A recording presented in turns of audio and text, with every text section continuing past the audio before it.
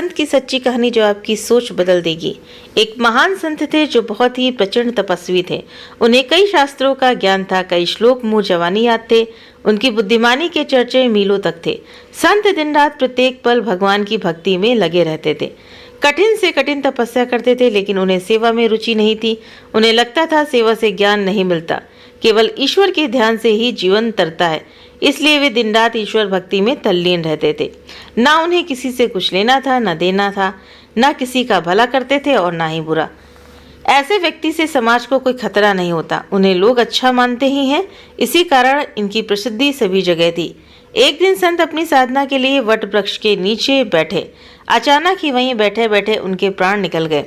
मृत्यु के बाद जब उनके सामने चित्रगुप्त आए तो उन्होंने संत से कहा, हे तपस्वी, तुम्हारी तपस्या और ईश्वर भक्ति को देखकर तुम्हें एक कुलीन प्रतिष्ठित परिवार में अगला जन्म दिया जाएगा।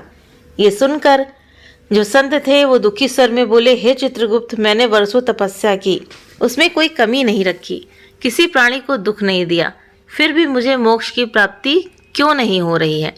तो इस पर चित्रगुप्त ने संत को धर्मराज के सामने पेश किया। संत ने अपनी सारी व्यथा धर्मराज से कही, अपने सारे धार्मिक कर्म कांड के बारे में विस्तार से कहा।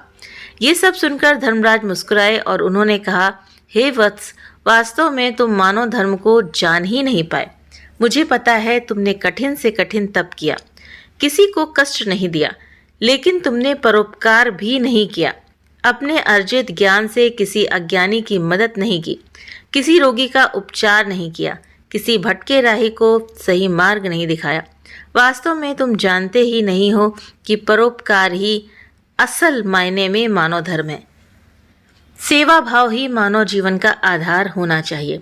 इस तरह संत को अपनी भूल का ज्ञान हुआ और उन्होंने अपने अगले जन्म में तप के साथ सेवा भाव को ही जीवन का लक्ष्य बनाया। फिर उन्हें वर्षों बाद मोक्ष की प्राप्ति हुई। तो मोक्ष की प्राप्ति ऐसे नहीं हो जाती। आपको मनुष्य का जीवन मिला है, अगर आप सोचते हैं कि अपने कर्तव्यों से हट जाएं तो ये आपकी बहुत बड़ी भूल है। जो लोग हिमालय पर्वत पे चले जाते हैं, सोचते हैं कि मैं संन्यास ले लूँगा, गेरुआ वस्त्र पहन लूँगा, तो इससे आप क्या कर रहे हो? आप भाग रहे हो, अपनी जिम्मेदारियों से भाग रहे हो। आपको भगवान कभी माफ़ नहीं करेगा। आपने ये तो परिवार ना बनाया होता, परिवार बनाया है, अपने बच्चों की देखरेख, अपने परिवार का भरण पोषण करना, ये आपकी जिम्मेवारी बनती है।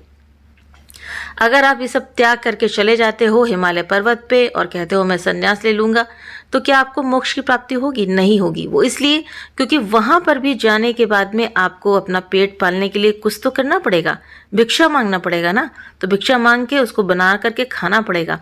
तो इसलिए गृहस्थ को सबसे अच्छा गृहस्थ आश्रम बताया गया है, जहाँ से मोक्ष की प्राप्ति बिल्कुल सहज अवस्था में मिल जाती है।